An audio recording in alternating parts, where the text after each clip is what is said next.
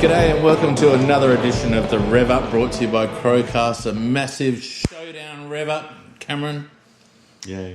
Get around the Showdown. Get around the Showdown. We love the Showdown. Both teams coming off losses. Yep. Especially Port against bloody Western Bulldogs. Yeah, just wasted their Geelong win completely. I mean, it was an absolute slop, but still, come on now. Don't matter. Yeah. Home deck. Come on now. I reckon there was, 13 people there? Yeah. Yeah, close to it.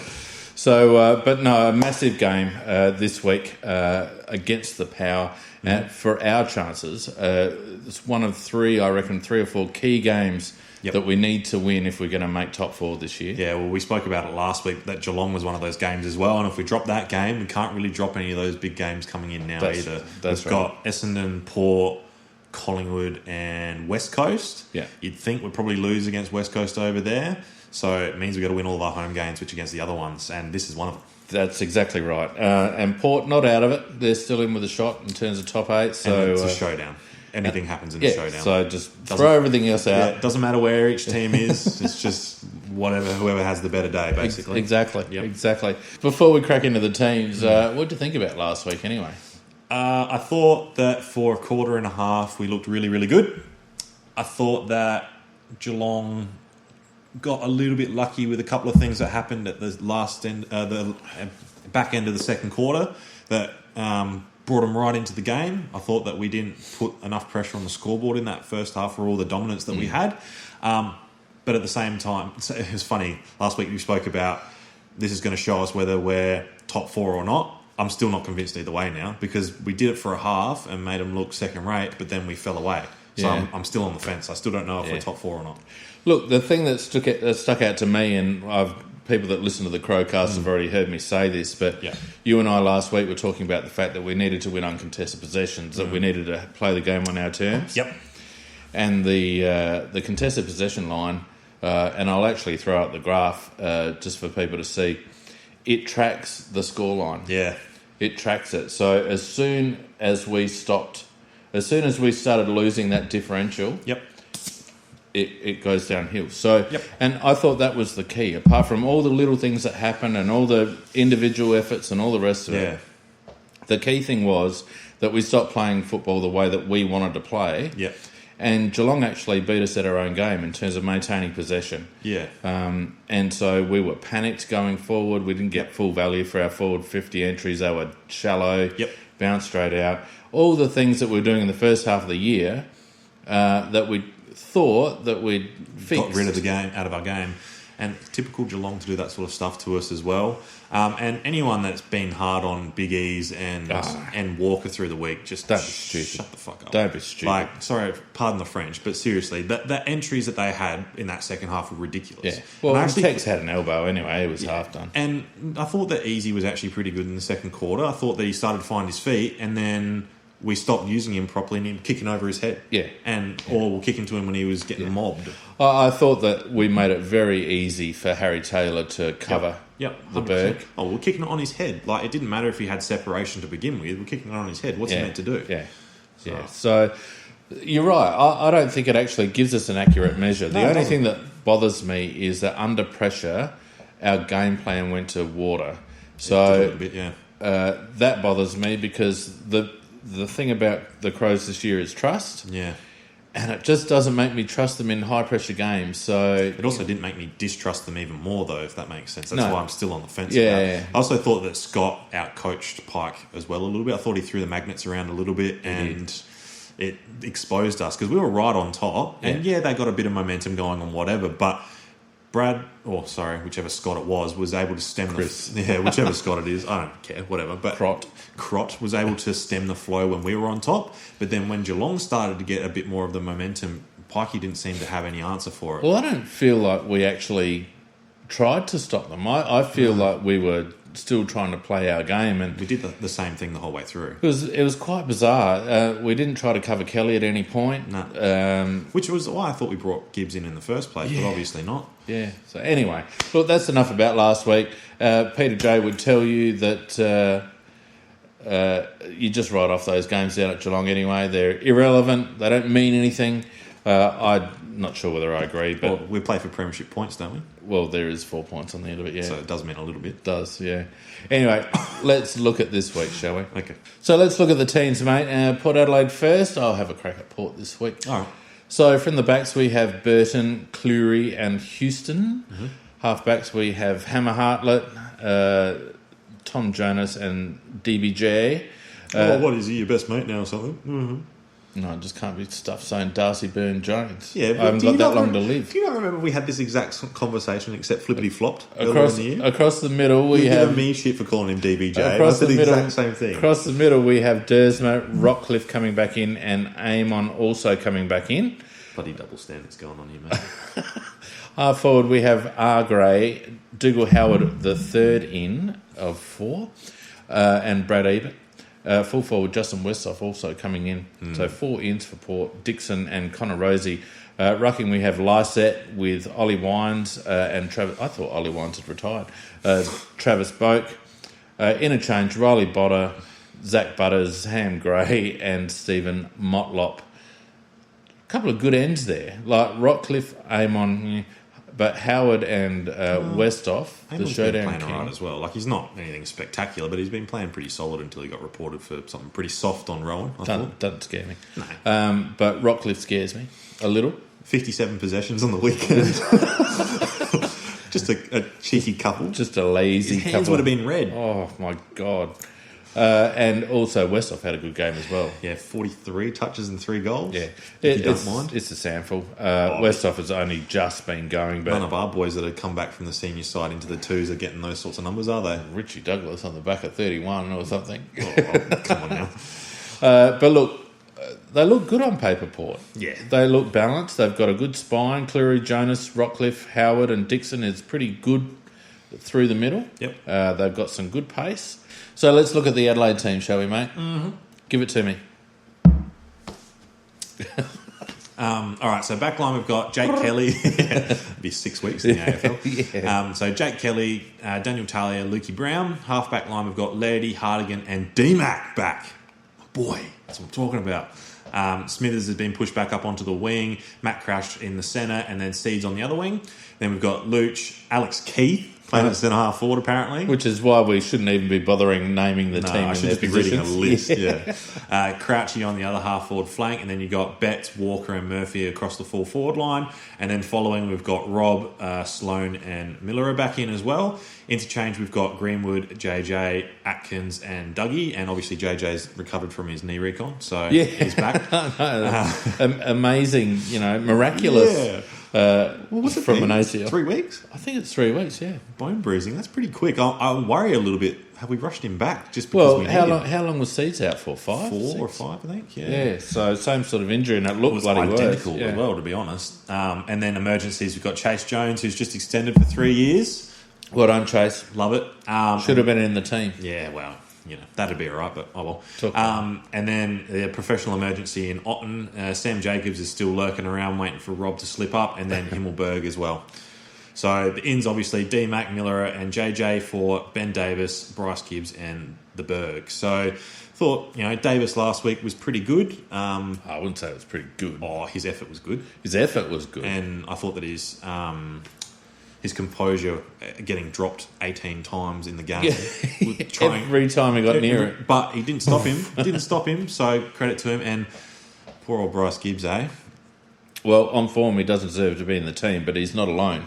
No. There's one or two others. But he was pretty bad on the weekend. He was pretty bad, but he wasn't the worst. But see, and I don't want to go too far into it, but I think we've absolutely killed his confidence as well, because even at the start of the year, he wasn't playing that bad. He wasn't. Yeah. He wasn't. And, because I think he had 13 touches or something on the weekend and didn't... Where does he fit? A Bryce Gibbs in form and firing, where does he fit? See, for me, I think he's the outside midfielder. I think he's the third string... Well, not third string, but second string outside midfielder. But we seem to want to play him inside out, and I don't think he's an inside midfielder. Well, that's where... History will show you, when he was with Carlton, his best games were when he was playing inside. That's when, statistically, they were his best games. He doesn't strike me as a hard inside midfielder, though. No, but the problem... But he does... when he's got that job, he seems to do well. And the problem he's got with being an outside player, he doesn't have the pace. He can't break away. And I think that's the problem that Bryce has been having this year, is that a lot of his kicks have been hurried. They haven't been decisive. They haven't been to anyone's advantage. They're not very constructive. Yeah. And I think a lot of that's to do with the fact that he just hasn't got that pace to be able to get it 4 or 5 hard steps in, give himself a bit of clearance to be able to use the ball well. 'Cause he's a fantastic user of the ball when he's got time and space. Yeah, and he kicks goals as well. My opinion is that he's actually, if we're going to play him, fit and firing, he's a halfback flanker. Yeah, but we've got 9 of them. I know. And that's the thing, like, if we don't play him there, then where does he play? Well... Do we try him up forward? Well, hang on. If this is our best 22... Which I don't think it is, but yeah. But if this is our best 22, and if Bryce was fit and firing, I'd have him on the halfback flank ahead of D-Mac. No. Because I think he's a better user of the ball. No, I wouldn't. Because D-Mac breaks lines, whereas Gibbs doesn't. Yeah. Anyway. Agree. I mean, at the moment, it's a non-issue. It's a bit of an issue because we paid bloody 2 first-round draft picks. Yeah, I know, but in terms of this game, he's not in form, so he's not playing. Yeah. The one I think is a little bit unlucky is Davis, because I can't see the merit in picking a kid for his debut at one of the hardest games of the season to play, and then dropping him the next week. Well, especially when you'd think that not the like for like, but you'd think he was taking Lynch's role. Yep. And Lynch is not back in. Yep. That's right. So, and we'll talk about the team makeup a little bit further, but I think Ben was a little bit unlucky. Yep. Elliot, I can understand with JJ coming back in. But still, if we've rushed JJ back in, why have we done that? If JJ's not fully fit... Time will tell. Because we saw how long it took Seeds to come good. Like, Seeds has been building, and he played all right against Richmond, and he played much better against Geelong, but he's still not 100%, I don't think. I will be smoking dark if JJ comes out and half-asses this game. Or maybe... If he's declared himself fit and he half-asses this game, the coaches need a rev up. Or maybe it's... Because he's named as an interchange. I don't reckon he's ever been named as interchange. Maybe they're going to make a bit of a late out because your emergencies are still Himmelberg and Otten and Sam Jacobs who could come in for him. Look, it's possible, but unlikely, I think. Keith, I don't think Keith will line up where he's named, but he has played forward in the SANFL. He kicks goals as well. When he first came into the SANFL team, he came in as a forward. Yeah, I know. So he's capable. Yep. Anyway, those are the teams. So let's have a look at the zone-by-zone matchup, shall we? Let's look at Port's backs first up against us, and I'm going to say that Jenkins will line up at centre-half forward. So let's just take that as read. Yep. And you think Crouch is in the first midfield rotation as well, so we might see a Hugh Greenwood or a Richard Douglas there. Yep. Up against Port's back six, which we also already mentioned is pretty solid. Yep. I think it's going to be tough for our forwards. It's a good back line, and like Cleary and Jonas are stingy as. Dan Houston's a pest. Hartlett is a good ball user and a solid one-on-one player. Ryan Burton is good rebounding and is reasonable one-on-one. And DBJ's a pest as well. Yeah. So it's a pretty stingy back line. Yeah, I don't know whether they've got the right matchup for Eddie. DBJ normally takes Eddie from yeah, and Dan Houston can play small as well. Yeah, but Eddie does all right against those two players. True. So I don't know whether they've really looked after him, and they might have someone else in mind. To be fair, Eddie hasn't been in very good form though. But it's Showdown. And it's Eddie. Yeah. It'll be interesting to see. Look, at the moment we've got Tex and JJ. Tex had that hyperextension of the elbow. Yep. Didn't look too good after that happened in the Geelong game. Looked hampered. Well, they didn't even notice it in the commentary. I saw it and it was like out of the corner of my eye on vision. He tackled and it just hyperextended. Yeah. They didn't even make mention of it. So that can sometimes hang around for a while. Well, yeah, anyone that's done that knows that it hampers you when you're trying to tackle because it just does the same thing. So I hope we don't see a lot of Tex going up like this. And Jenkins, as I said, he'd want to be fit and he'd want to be unhampered by that knee, because if he plays the first 2 or 3 game version of Josh Jenkins, we're cooked. Yeah. If he comes back in and he's got the right attitude and he attacks the ball, the thing that I worried about Jenkins coming back from injury is that, and I mean this with all due respect, Josh, he doesn't take, his pain threshold is pretty low. Like, remember when he had the ribs? He was like, ooh, ah, look. How about I get a sledgehammer? No, I've had ribs. I know what it's like. But what I'm saying is that Josh doesn't handle playing with injury historically very well. A couple of games coming back, yeah. So if he's carrying a little bit of pain through that knee, the danger for him is that he's going to slag off contests. Well, and look what he did when he had a bad ankle at the start of the year as well. Yeah. So that's my concern with Jenkins. If he's 100% and he's not hampered and he's ready to attack the contest, great, because he was doing really well before he got injured. Yep. And if he brings that to the table, Porter really going to struggle to hold him. Well, Jonas is probably going to have to be the one. Yeah. Because Jonas is probably the only one physically that can go with him. Yeah. But Jenkins is bigger than Jonas by a lot. Well, and better. Yeah. Yeah. Well, Jonas is pretty good. But, yeah, Jenkins on his day, I'd give anyone a bath. Yeah. The key there is on his day. That's right. So we need Josh to be in and firing or he shouldn't be named. Yep. Midfield, they've got their accumulators, we've got our accumulators. I think that on paper we probably match up better than they do. We bat a bit deeper than they do. Yeah. Yes and no. I mean, Wines bloke, Rockcliffe. Wines has been doing nothing. Yeah, but it's a big body and he gets up for showdowns. Nah. Oh, shut up. What do you know? Then you got Robbie Gray that goes through there. You got Ebert that can go through there as well. It's a few, and then the occasional Motlop for a cheeky outside disposal. Like, it's a decent midfield. It is. It's a decent midfield, but I don't think it's got the depth that ours has got. I don't think it's got the running strength that ours has got. Well, we've definitely got more blokes that can go through there. I definitely agree with that. And I was going to make mention of this before when we were talking about selection, but all of a sudden we've brought in McKay and Miller and got rid of Gibbs and Davis, and we look fast.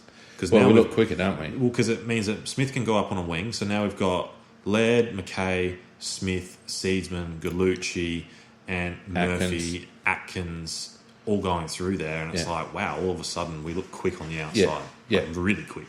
And that's interesting because the style of game that we've been playing has not been that fast ball movement. And I don't think it's an intentional selection policy to be quick, to play a quick game. I think that's just how it's panned out. Yep. But I think I don't see any real... The only real danger I see in Port's midfield is Boak. Boak's having a career season, in my opinion. Yeah, turn back the clock. And he's a great player. I mean, you can't say anything. He's a great player. And he's going to be hard to stop. And we don't seem to have a habit of tagging blokes. No. If we did, we would have tagged Kelly last week. Well, Gibbs or Riley Knight's not playing, so we don't have anyone that could do it anyway, even if we wanted to. Not really. So it looks like we're going to go head-to-head in the midfield. Although, just on that quickly before you move on, we do have a tendency to stick Sloan on someone that's getting on top sometimes and get him to go head-to-head with him, which I have found does work. Yeah, I don't mind it either. Yeah, I don't mind that move from Pikey. And it also helps when Sloan's being tagged as well. Well, I think the thing with Rockcliffe, too, because he's an accumulator as well, I think it's the old Robert Harvey thing. Just limit where he gets the ball. Yeah. The more ball Rockcliffe gets behind centre, the better, as far as I'm concerned. And he can rack up his 57 bloody touches, as far as I'm concerned, as long as he's not in dangerous positions when he's getting that ball. He's not overly effective by foot, so you don't mind him getting those ones behind play. It's his in and under work is where he's really damaging. So if he's getting that in and underground ball and distributing out by hand, that's when he comes into his own. Yeah. So you're right. If we can negate that aspect of his game, you're right. He's a bit of a non-factor, even if he's getting 30 touches. Yeah. Really disappointing that CY couldn't get up. I think we missed him last week. God, it was costly last week. Yeah, because it means that Brad and Matt have to be a little bit more inside out. And I feel like when Brad's playing more inside, he tends to look a bit panicky. He looked very panicky. He was pretty non-sided against Geelong, to be honest. He wasn't like he'd been all year, and we didn't really see much from Greenwood. No. Again, Greenwood great when he was forward, but when he went into the midfield, his tackling pressure is great. Like, he had a game high 8 tackles. Yeah. So that's great. Yeah. But he only had like 15 touches or something. That's right. And it's like... Well, it was more than that. But was it? Yeah. Oh, okay. Sorry. My bad. But still, it wasn't like he had an imposing impact on the game like CEY has been. So I'm hoping that if that's the case, we're going to play Greenwood forward, because if we're playing him in the midfield, I think we'll get found out again like we did last week. Unless we play Huey because Pike talked a lot last week about Beast or Honeypot. Yeah. And it may well be that we play Huey as that sole coalface guy. Yeah, maybe. And maybe Matt is also, when Huey's not in there, our sole coalface guy. Yep. Because we had 2 or 3 in at the contest consistently. And we actually won clearances. Yeah, I know. And I think we either won or drew very close in contested possession as well. In the end, it ebbed and flowed a fair bit, but yeah. So, it was what was happening in that second and third ball out of the contest that was the problem. Yeah. So... they might have specific roles for Greenwood and Crouch just to be that coalface player, and then we do what we've done over the last month, and that's kind of corral the contest a little bit more. Yeah. Look, up forward, there's such a... It could go either way. They're dynamic, aren't because, any of these players on their day can cut you up. You got Dixon, who can kick goals. You got Westhoff, who seems to be a showdown bloody specialist, and who tends to just bob up.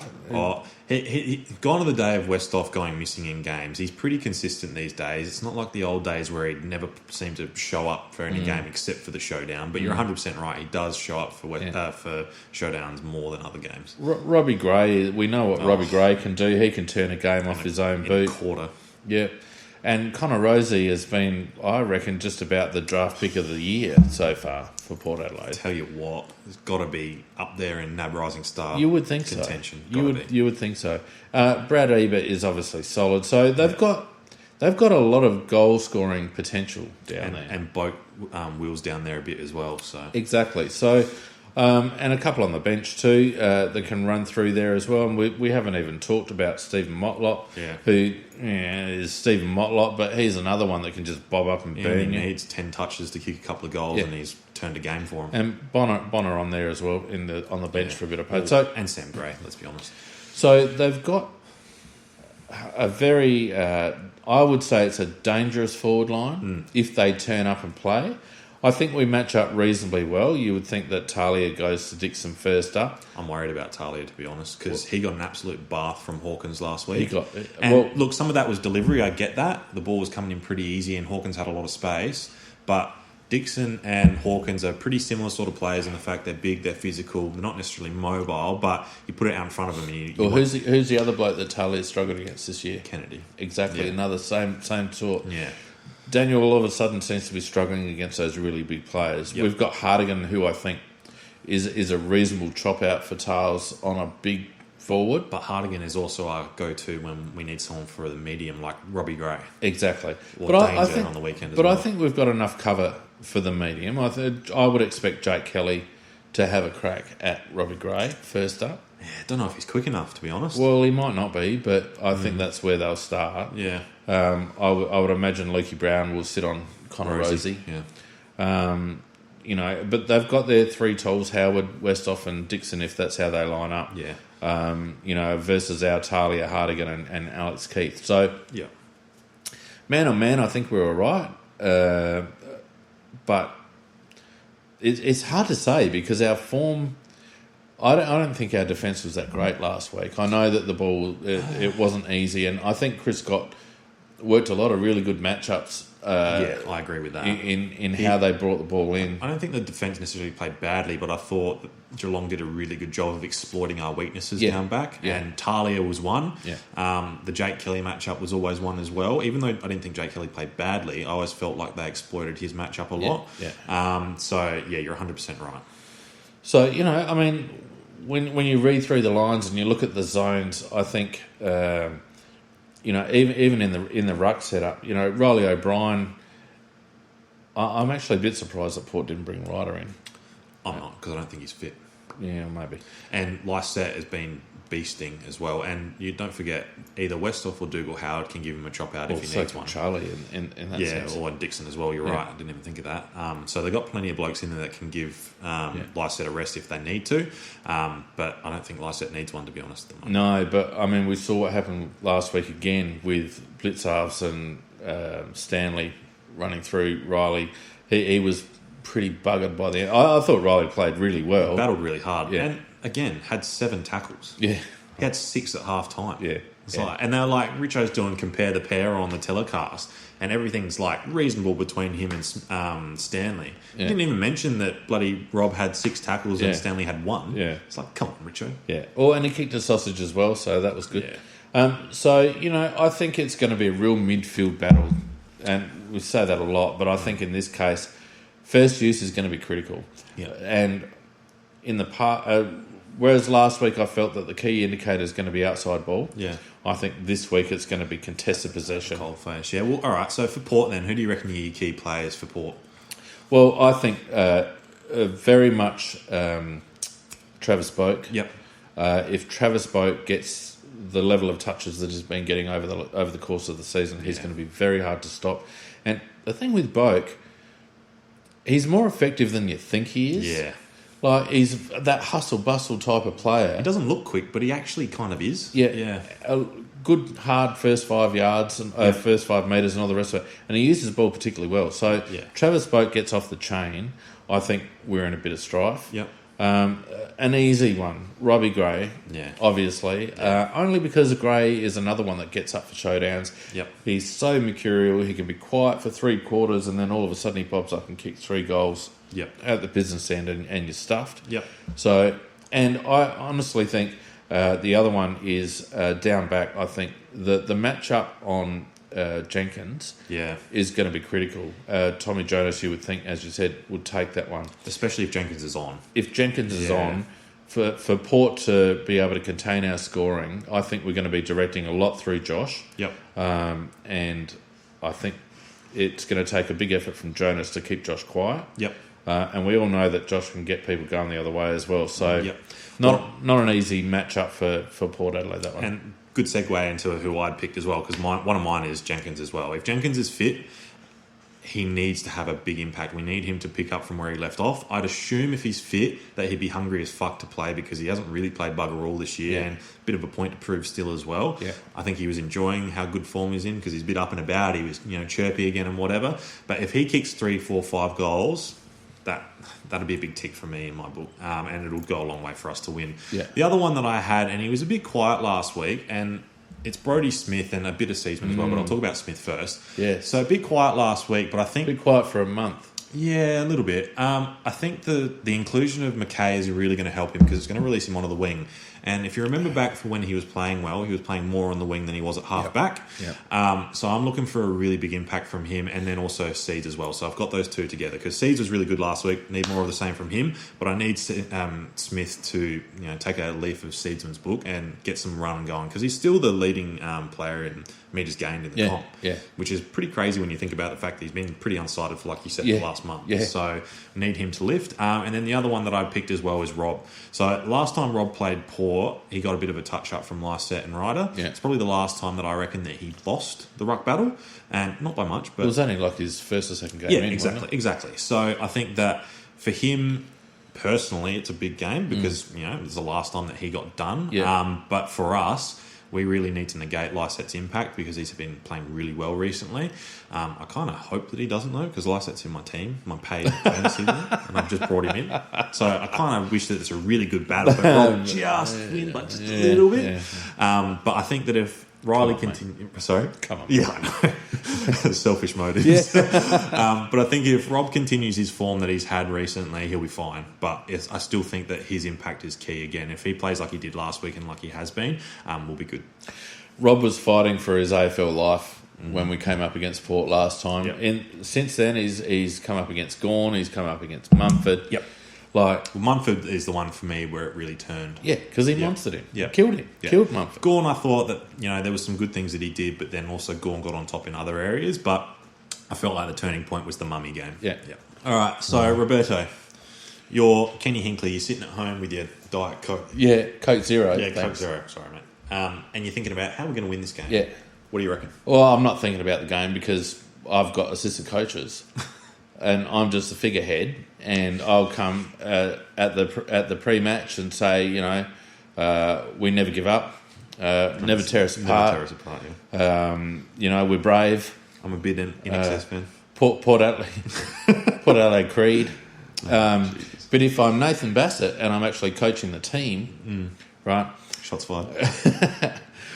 I'm probably it's an interesting one for Port because they have been kind of like scrambly, bit of Richmond style for much of the season. Chaos ball, yeah. And then they turn up against Geelong and play like Adelaide. Yeah. Bit hard. You can forget the Western Bulldogs game because that was just a scramble. Yeah, right? And it was pissing down with rain all night. Exactly. Yeah. So forget about game style there, but I felt it was very interesting the way they turned up against Geelong. Yep. Now, whether that was a one-off, whether Ken's walked into the selection room and Bass has gone, "Hey Ken, what about this?" and Ken's gone, "You're right.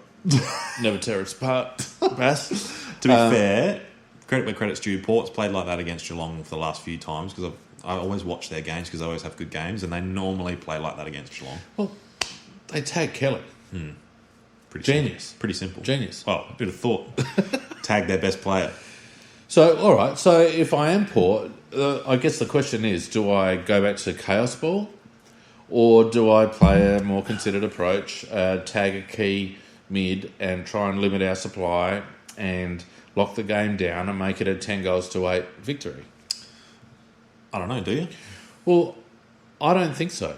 I think Adelaide are vulnerable to pace. Yeah, I agree. Well, not so much this week. See, I almost said that as well, but you look at us this week, we're not. I'm not saying that we're slow. I'm saying that we're vulnerable to pace. And the difference being that we don't run defensively particularly well. Yeah, true. Brodie Smith and Paul Seaman are good pace, but they're in the team for their offensive abilities. Yep. And our midfield, the two Crouch boys don't run defensively particularly well. Yep. Hugh Greenwood doesn't run defensively particularly well. Well, he does. He's just slow. But he's not quick. Yeah, can't keep up. Yeah. Sloaney will do a job. Miller is a bit hot and cold. So I think Port, to win, need to expose us on the outside. I think, and this is what I was saying before, if they get enough of the ball, it's going to be a real contested ball thing because whoever gets enough of the ball on the outside, I think, is going to go a long way to win. Yeah. And if I'm Hinkley or Nathan Bassett, I'm trying to get the ball to the outside as quickly as possible. Yep. Win at the cold face, get the ball on the outside, run hard, run quickly. Because the other thing that we've seen from Adelaide is that when we're exposed one-on-one defensively, we're vulnerable. Yep. But Daniel Talia in particular plays a lot better when we've got an Alex Keith or someone or a Jake Kelly killing contest and all the rest of it. So if they can force enough one-on-one contests up forward, they've got the firepower with Westhoff, Dixon and those blokes to hit the scoreboard. So that's how I'm winning if I'm Nathan Bassett.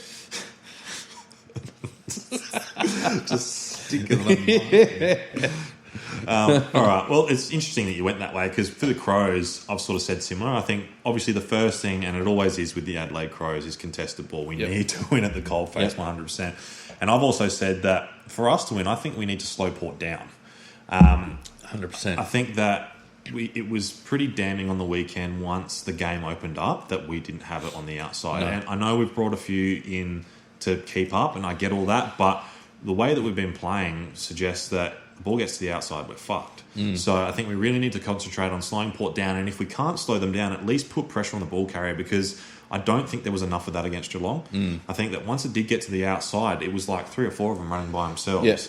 So, and it could be a bit of that bees to a honey, to a hive or whatever the bloody hell. Bees to a honeypot. Yeah, that's the one that Pike said. Could be a bit of that, so there's actually physically no one there to chase. But I think if the ball does get to the outside, there needs to be frontal pressure there, or at least someone hot on his tail to affect the disposal. Because if we affect the disposal going forward, it's going to give blokes like Keith and Kelly time to be able to chop out. Yeah. The other thing I think that we really need to do as well is move the ball with measured haste. Yeah.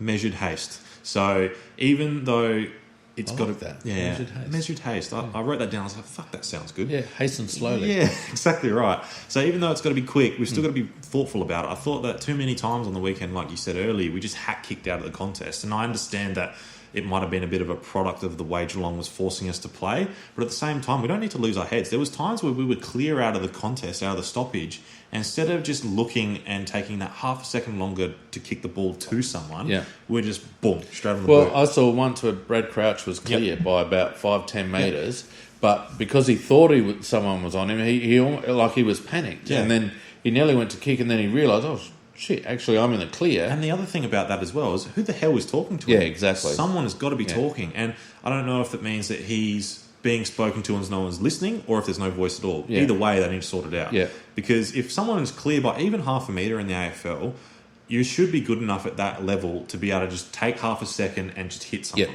You don't need to hack kick, and we did it too many times. So I think if we cover those three things, we'll go a long way to us to win. Yeah. I think also as a general comment, I think a lot depends on our halfback line. Our ability. I think Port will get their share of forward 50 entries. Yep. And our ability to rebound, not so much our ability to rebound, but the way that we do it.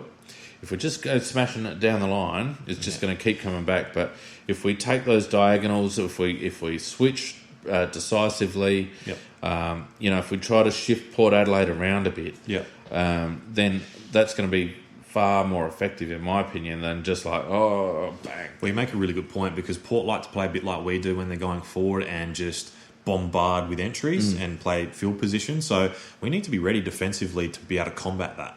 And that means setting up properly with the zone, so everyone man on and then getting off like Keith and Kelly to kill contests. But we also need to be ready on the outside of that 50, that when the ball is coming back in, if it does get turned over, that person is hot and he doesn't have a clear kick. Yeah. Because otherwise they're just going to kill us. Because what we tend to do, I've noticed what we tend to do when the ball comes out of our defence and then comes back in, our defence is a little bit lazy, in my opinion, because once the ball comes out, they kind of like just give the bloke a metre, and then the ball turns around, comes back in, and all of a sudden a bloke like Dixon has got a metre on. What happened with Hawkins?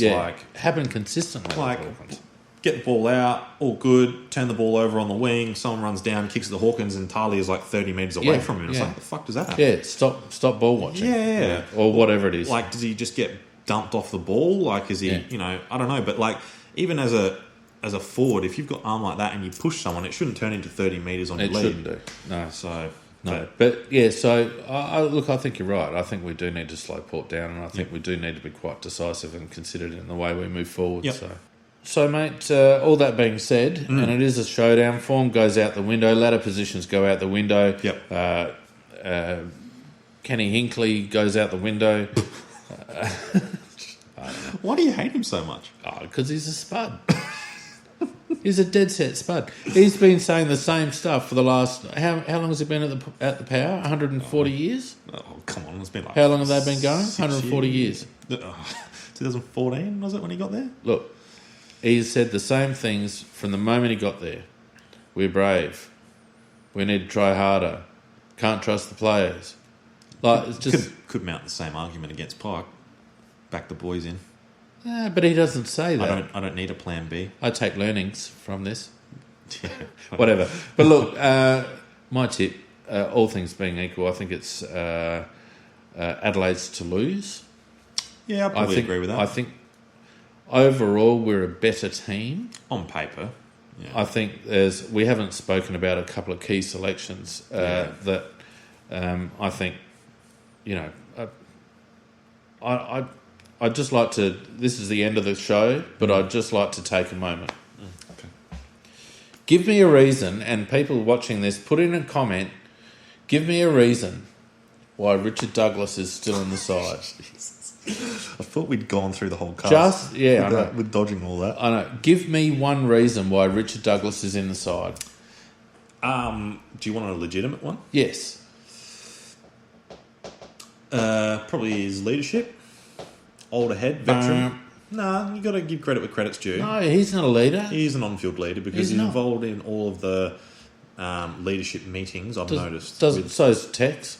Yeah, well, he's an on-field leader as well. Yeah, and he's there in the forward line. Yeah. What is your point? So that's a legitimate reason why he's there. I understand what you're saying. If you're putting Richard Douglas in purely for his leadership... you said give me a reason. I gave you one. But it's not a legitimate reason. Well, it's a legitimate reason. It just doesn't stack up to being the only thing why he gets selected. Why doesn't Chase come in instead of Douglas? Why doesn't Ben Davis stay in instead of Douglas? Why doesn't... I know Ned McHenry's struggled with injury, so there's probably a case for him not to be in, obviously. But I just don't see why Richie's in the team. Because he's provided nothing since he's been back. He's been a liability. He's not hitting the scoreboard. Yeah. He's not providing defensive pressure. He's not leading up. Who's our lead-up player in this forward line this week? We don't know. Well, it should be Richard Douglas, but it's not going to be. Well, it's probably going to be Greenwood. Yeah. Why is Richie in the team? Well... Yeah. Why is Richie in the team? I told you why. And leadership. It doesn't mean I agree with it. Leadership? It doesn't mean I agree with it. And the thing that really annoyed me about Douglas is I actually thought that he did well to get his hands on it last week, but he just burnt it every single consistently. time. Just every single time. And fell over, as usual. Yeah. Anyway. We see it week in, week out from him on. I mean, Richard Douglas has been a great player for our footy club. Oh, 100%. But I think on present form, I'd rather have Bryce Gibbs in the team than Richard Douglas. I would. Playing forward, probably. Yeah. Because at least he's going to kick a couple of goals. Yeah. Anyway, so tits for me after all of that rant. Adelaide by 4 goals. 4 goals. Yeah. I've gone pretty similar. I'm quietly confident, but I think we win by 3 as well. Yeah. I'm a little bit concerned, though, because it's a showdown and it's Port. I mean, every time we hit a showdown...